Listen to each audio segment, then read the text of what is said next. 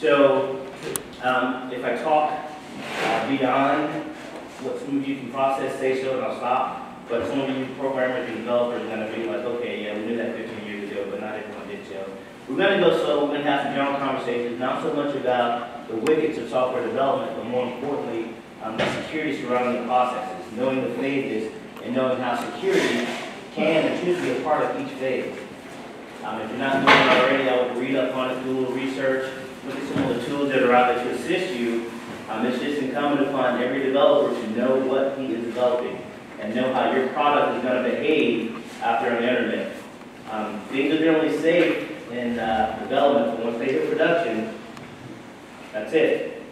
That's it. Yes, sir. Could you stay in front of the microphone, please? Yes, sir. No, that way. There. Gotcha. All right. So, but again, just know your product, know what it's capable of, and as you're developing, again, hopefully we covered something today you didn't know before.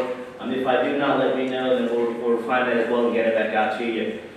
I've seen probably 3 large-scale breaches, 2 in the military and 1 in the corporate sector. I worked for Compass Bank as a cybersecurity auditor, and the breach happened at such a minute level, you wouldn't believe it. It was not very complicated at all. But we had become dependent on tools as opposed to people. People secure systems. People develop good software products. Tools assist you in your job.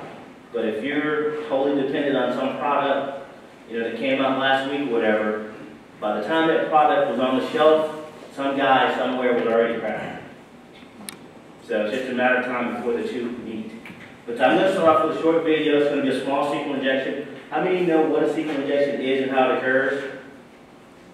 Okay, awesome. So some of you will get something out of this. It'll be interesting. But it's a very simple injection and it does work. Don't go back to work and try it, of course, but just take my word for it.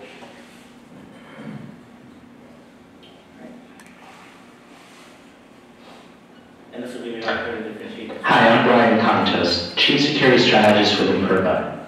Today's educational demonstration is on SQL injection.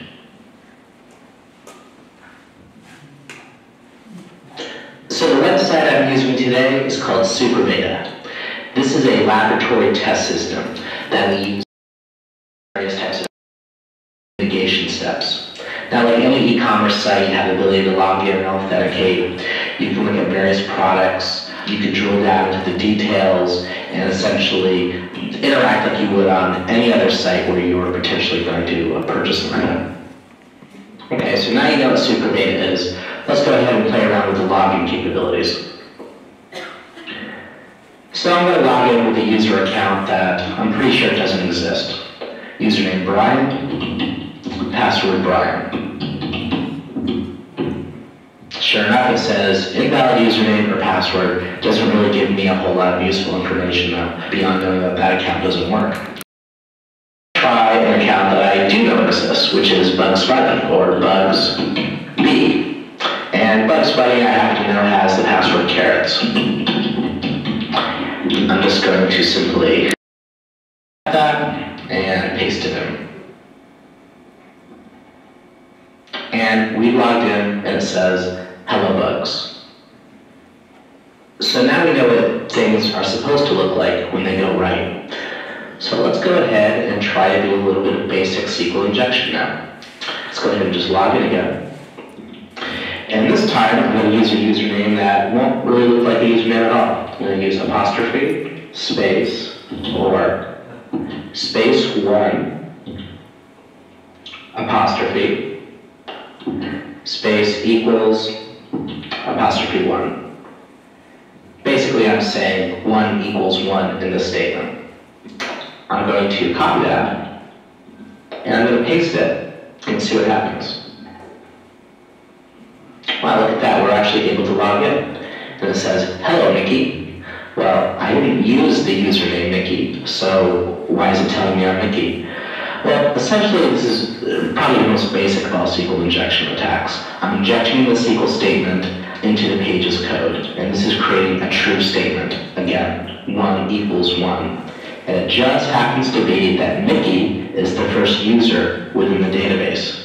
So the system says, well, I really just don't know who to pick. So I'm simply going to grab the first user who just happened to be Mickey. Now, when people first see this, they say, wow, this is a pretty standard signature. Why don't I just use an IDS or IPS with that signature to look for that statement and detect or block the attack? Well, you could do that, but you'd be building a lot of signatures without even getting into, talks about encoding and some more advanced characteristics of SQL injection. Let's just say that there's a lot of ways to make a true statement. And I'll just share a couple of those just so you can see that it's not as basic as you might think in terms of signature matching.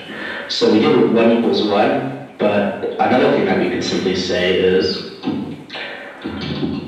so very similar so far, now I'm just going to say A equals A. So essentially I said, look at the statement where it's true if A equals A. I'm going to copy and paste that now into the password. Wow, look at that. I was able to log it as Mickey again.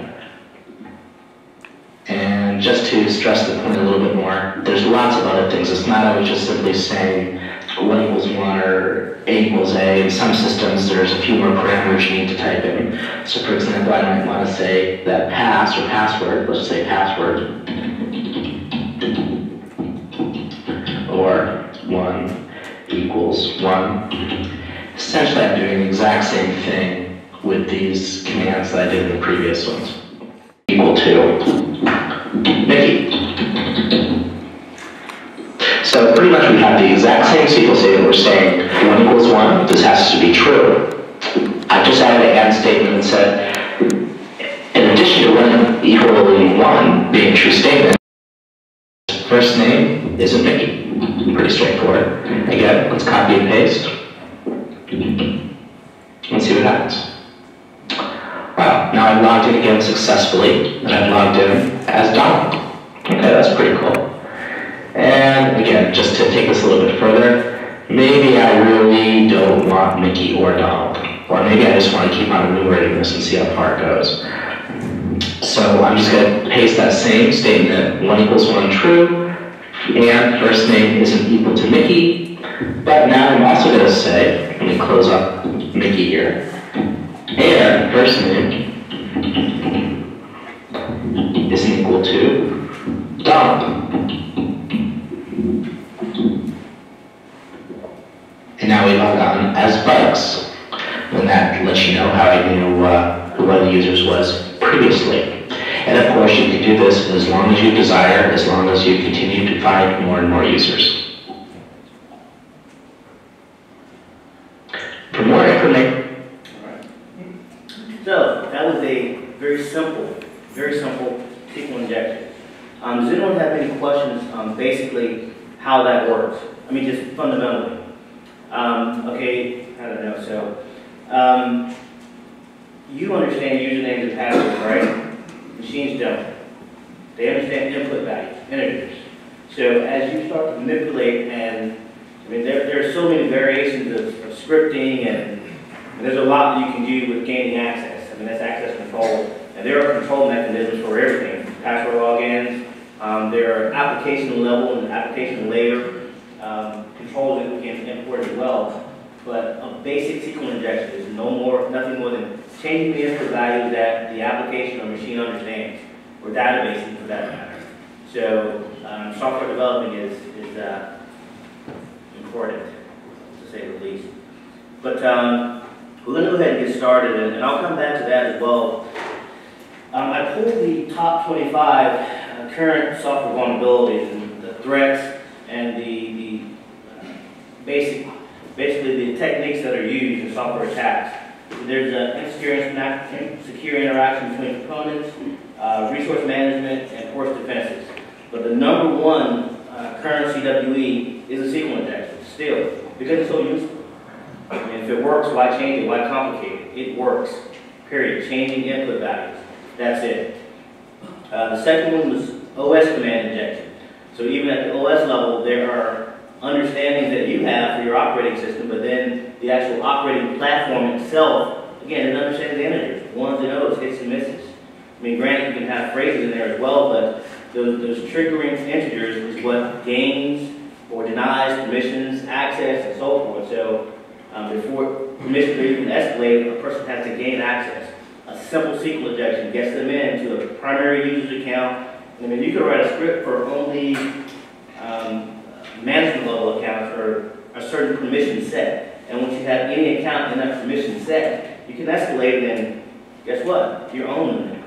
You do want to do, and it's that simple. A simple SQL injection. We had some others out, cross-site scripting. Number 4. Number 5, buffer overflow. Everyone's familiar with that. Buffer overflows are not quite as easy, but if you don't have any frame checking tools, or if you don't, you're not checking your sizes a lot, those are easy as well. They're not difficult. And nothing that I'm talking about is that difficult, trust me. Even if it's the first time you've seen it, after watching this video, I mean, you can go out and basically conduct a SQL injection attack with these on a poorly developed site, that is, which is what we don't want to have, right? So, porous defenses is really, I'll get into this later, but I feel that it's more important because you have more and more tools out now to help developers develop software and get programs up, get websites up, manage them, manage their access, manage the controls. But even if those tools are improperly configured, I mean, they have no value, they have no use, because they're not going to stop anyone from doing anything. So you can go out and spend however much money you want on a tool set, because it's the new greatest thing, but if it's improperly managed, if it doesn't have the people behind it, then it's null. It has null. The porous defenses, and this takes us back to the SQL injection as well as the buffer overflows, missing authentication of critical function, authorization, hard-coded credentials, missing encryption of sensitive data. Believe it or not, I mean, a lot of those credentials are not encrypted. They're just out there in plain text. So you can do a view source code, and there it is right there. So everyone here knows how to do a view source code, right? Okay, good deal. Keep moving. So SDLC, I know that everyone has varying levels of understanding of the SDLC. The interjection of security into the SDLC has been a movement for quite some time. But believe it or not, you still have a lot of fledgling companies and even some larger companies that have not adopted a quote-unquote manifesto of how they're going to do business with respect to security and software development. And generally you'll hear about a compromise that they have, because they have developers in one room and the security people are downstairs waiting on something to happen, and then they react and hope that it's not too late. But your basic SDLC is going to look something like this. I'm sure this looks familiar to everyone, or to most of them anyway. The loop, and the loop can go, for any program, process, whatever you're trying to do. The steps are pretty much cast. There are different methodologies, and we'll look at one of those in a moment. But the SDLC, basically, if you want to start from scratch, you're going to define your requirements. What are we trying to do? What do we want it to do? How are they going to do that? And basically, you go into a maintenance phase after the fact. So this is your basic SDLC. Now, granted, you have two prominent methodologies, waterfall and agile. So, what do we use here predominantly? Developers? A mesh of the two? Agile. Super agile. Super agile?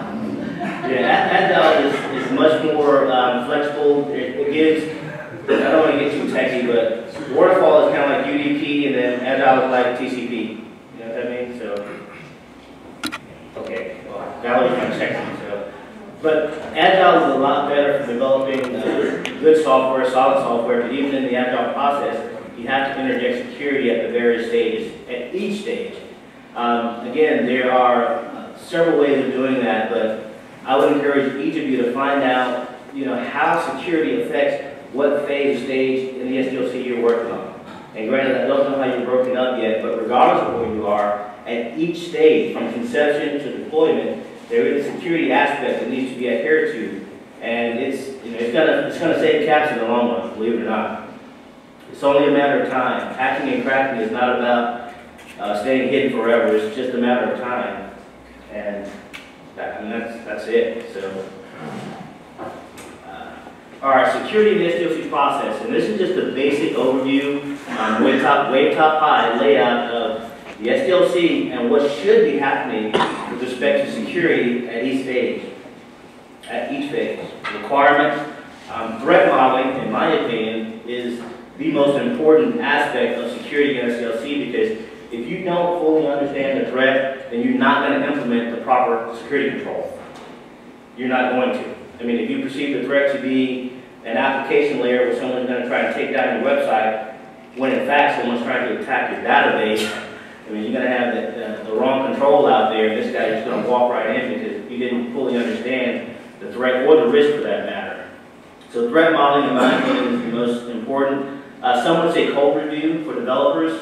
You should have a security person that understands code. I mean, not can look at it and process it, but understands what you're trying to do as a developer so that they can say, hey, if I were a hacker, this is how I'll try and counter your code. Or this is how I will take your code, reproduce it, replay it, and try to attack your system. That's why the code reviews are important. But again, I think threat modeling takes care of that as well, because if you perceive that threat and fully understand that you need to implement a security control against it, then your threat model encompasses code reviews, the pen test, everything. All of that can be done in that threat modeling set. That's generally where I do it most of the time. Some guys like to play it out, and some folks say, well, let's lay out the entire process and let's just see how we can implement security. But my point is, if you understand the product that you guys are developing, you understand its functionality, then I can pretty much tell you, okay, if this product is designed to do that, I would target this, maybe access. It might be availability. I just want to take it down. Why? Because it's the Department of Revenue. I don't want to steal the records. I just want it down. Downtime means money to them, right? So if I could just take that site down and take down one of the connectors on the backside of the software, that might be my target. So you have to understand that as a developer so that you can implement security controls as you're developing or maintaining the software so that that's not possible. And there are ways to do that. Our rugged software manifesto, in my opinion, is one of the better processes used out there. It's where you have your builders and your breakers sitting side by side developing software. And that works. When you have your hackers talking to your developers, working on a piece of software, that's it. And granted, it's dependent upon the skill level of your developer and your hacker, but if you could have a guy here who's strictly a developer, but he kind of understands security, and you have the hacker right here saying, okay, guys, are you done with that phase in developing your project? Good to go, leave it alone. And I'm online attacking it. That's how you know. It's still in development, it's not in production, and it has not been deployed either. The rugged software manifesto is cost efficient because you don't have a separate process. These folks are here together. I mean, they don't have to be physically sitting there, but you understand their processes are intermingled. So as the developer is getting done, the hacker guy or the security person takes over. He says, all right, this is done, that is done, that is done, it's good to go. He takes it back, and then the developer can go to the next step or the next phase of the development process. The flaws are rectified without cost or incident. We definitely don't want that. The process can be automated also with pen test tools. There are several tools out there. Kali Linux is awesome. I love it, but it is a bandwidth hog. Yeah, it's a bandwidth hog. There's just no way around that. You can do a lot of things with tools, but again, I don't want to be too repetitious, but I want to ensure you guys understand, if you're too dependent on the tools, someone will get in. There's a way, because you can low-tech it, is what I call it. There have been very, very expansive tools out there, multi-layer firewalls that protect a product or a system on varying layers of OSI, but they'll be low-tech at the first layer, physically. Someone, putting a plug on the end of an RJ45, and guess what? All of your security here is null because they're capturing the data at the input. They're capturing at the plug, so, no go. So, threat modeling basics. What are some of the things that are happening to your software out there across the industry? Spoofing, that's an easy one. Tampering, products are already out there. Repudiation, it wasn't me, I didn't do it, Of course you did. Elevation of privileges. Elevation of privileges is a primary target for most attackers and adversaries, because if you've got the kernel PW, then that's it. I mean, if you get the criminal PW, you lock out the people that own the product. So escalation of privileges is extremely delicate, finicky, but again, you saw how easy that SQL injection was. If you've not developed the product correctly, I don't even need to spend a lot of money or time to get those privileges or get those IDs and escalate.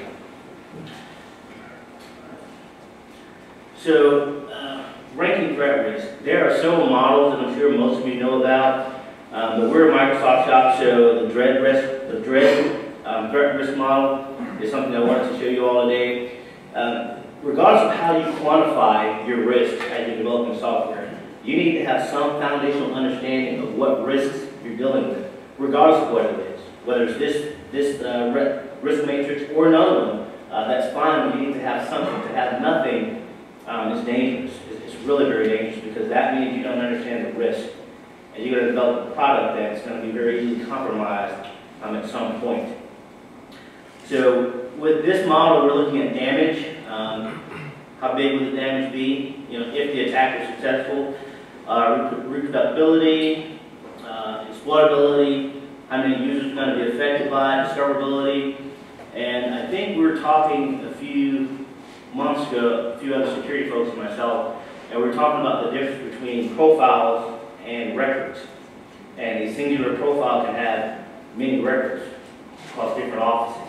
So to compromise 10 profiles might actually be 1,000 actual records.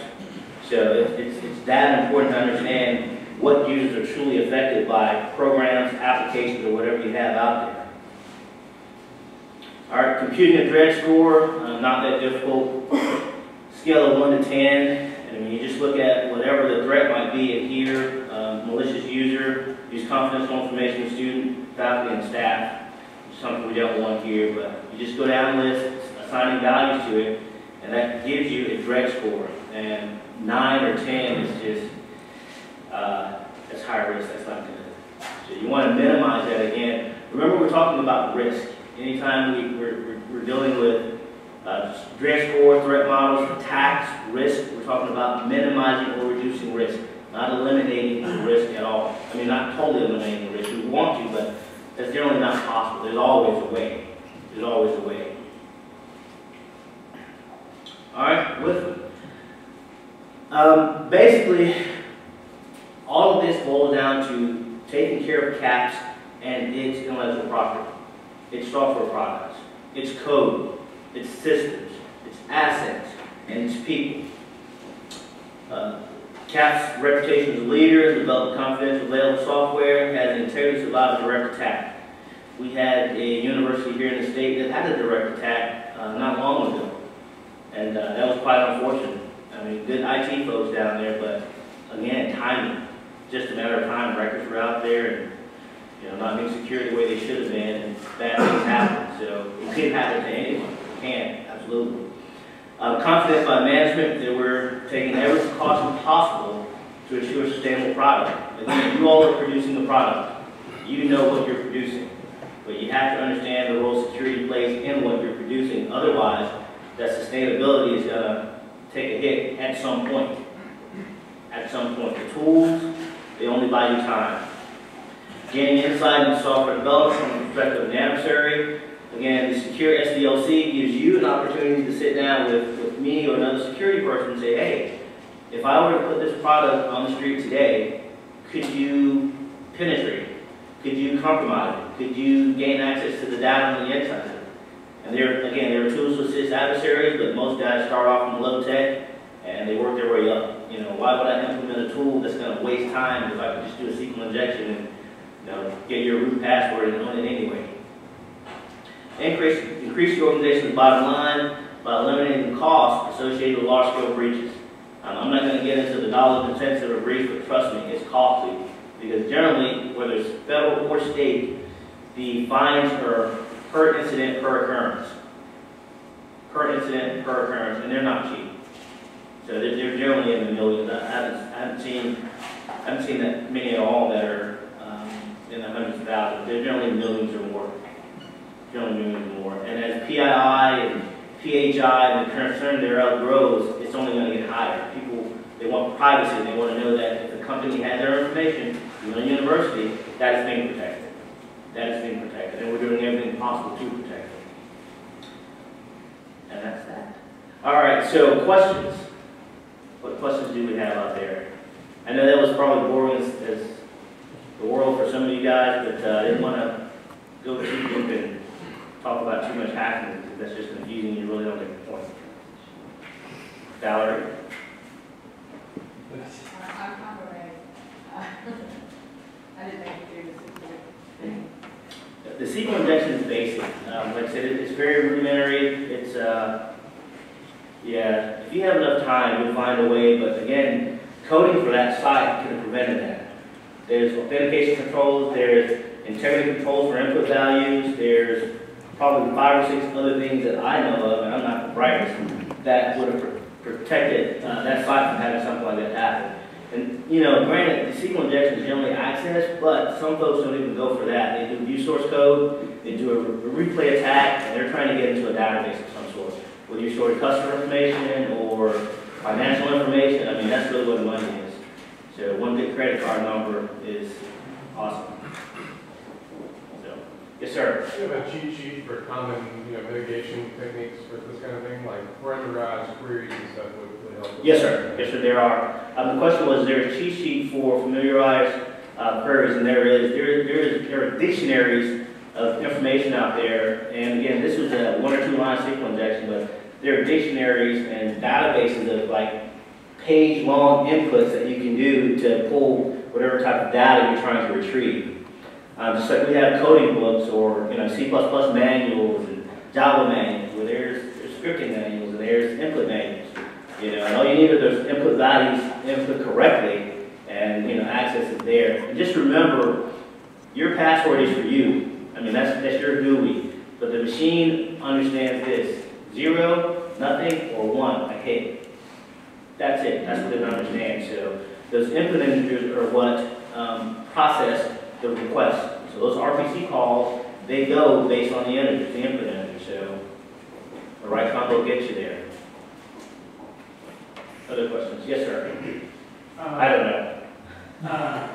You probably haven't heard of this company called J Scrambler, but it kind of piqued my interest when I heard about them, and I don't know what you know about, I guess, just front-end JavaScript. J Scrambler is a company, third party, that tends to, I guess, minify, obfuscate JavaScript. I'm just wondering, from what I know about JavaScript, how far, I mean, it doesn't mean money if somebody just wanted to scramble something that just be viewed in source code.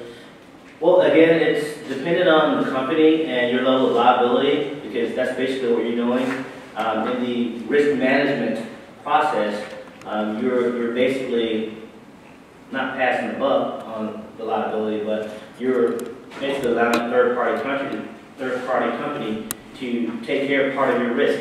So they're assuming liability for that risk in the event that something happens. But I mean, it's just like cloud. I know a mainframe when I see one, right? So it depends on your company. Some companies are yes, others are no. I know some DoD companies, they outsource everything. Everything is outsourced. But the problem with that is your data is everywhere. Your data is everywhere, and you're relying on another company to secure and protect that information or secure and protect that data. And in the event that they have a breach, I mean, what's your level of liability to your customers or consumers? Because that's what you're going to have to deal with. When they say, oh my God, we never thought this would happen, but one of our disgruntled employees gave out his root password to his cousin, and your records are gone along with the credit card information.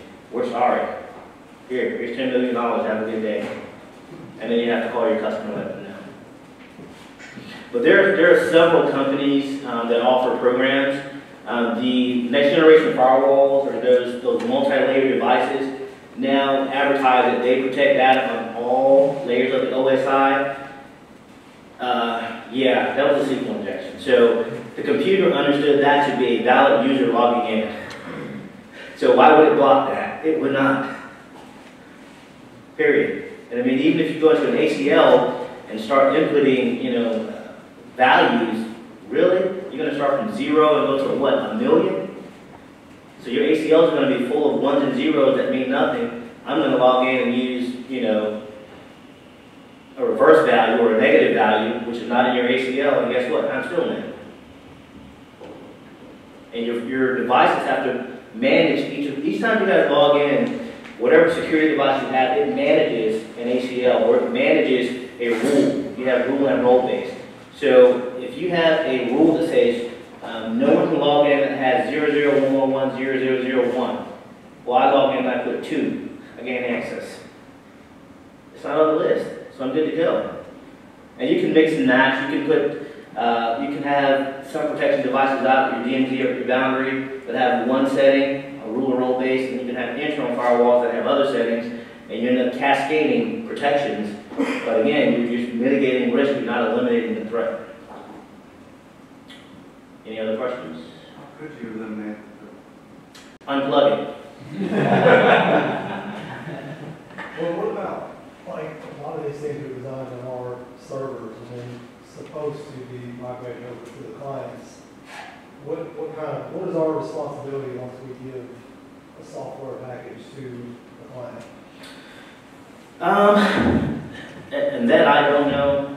I would have to talk to someone that's in the front office of CAPS. I don't know what our level of liability is with products that we produce, but It's a good question. I mean, it probably has to do with who our sponsors are and exactly who it would be and what our contracts language. financially? because, and I'll tell you guys this, I'm also writing. If we got hacking on it. Well, I'm currently also in the process of writing our security policies and procedures here, and in so doing, and again, I was hired in April, so I didn't know these things, but I didn't know that CAPS produces products for state and federal organizations. And so I have to find NIST standards for some of our policies and procedures, and also Alabama state policy and procedures for others, and they're different. They're very much different. I mean, you have GILBA that affects some things that we do, and then you have FERPA that affects other things that we do. And so our policies and procedures are an administrative control, but to answer your question, I guess it would depend on the client and what the software Yeah, does. probably includes like, Arkansas would be different because they host stuff, and Mississippi would be different because they host things. We host our own data center, so we probably have an extra level of your risk when we host the data for what we host versus what they host other places and stuff too. So it's probably just dependent. And then too, even in those policies, I mean, they give me minimal. So I'm reading through, and it's like, you will at least have this. But that does not alleviate our liability in the event that something happens. We're That's what I was still, wondering, if we cover our bases and then we migrate something over that's in production, because usually it goes to production here. Chad. And then it goes over, sometimes later than sooner, but I'm just wondering at what point are we no longer responsible for it? I would say at no point, safely. I mean, that will be Don't wrong. lawyer say so. Then I'll defer. Well, and even if we aren't, liable, if it does come back and affect our reputation, we're still on. Right. That's Period. And that's one of those risk factors that you just have to take into consideration. A company's going to say, well, we bought this from the University of Alabama, CAPS, and that's all it takes. So guess what your other clients are going to do? Well, we don't want to be that guy, so we're going to cut our contract now. We're going to pull that grant now. So that's how important it is, though. I mean, I know a lot of you come in and, you do your thing, you're excited, as am I, but even when I'm writing policies, I've got to make sure that, this is, no kidding, in accordance with the requirement plus whatever. Yes, sir. This is more of a question for Bo and the project managers, but do we have a specific software review, code review policy now? I'll say that again now? Do we have a set code review policy? No, unfortunately, we don't. Probably need to, but we don't.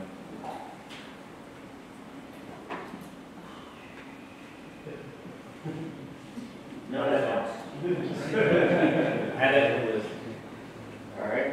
Any other questions? Yes, sir. I really like the idea of the development cycle of software developer passing it out to a pen tester and back and forth. But until if or when we get professional pen testing, do you have? You have one.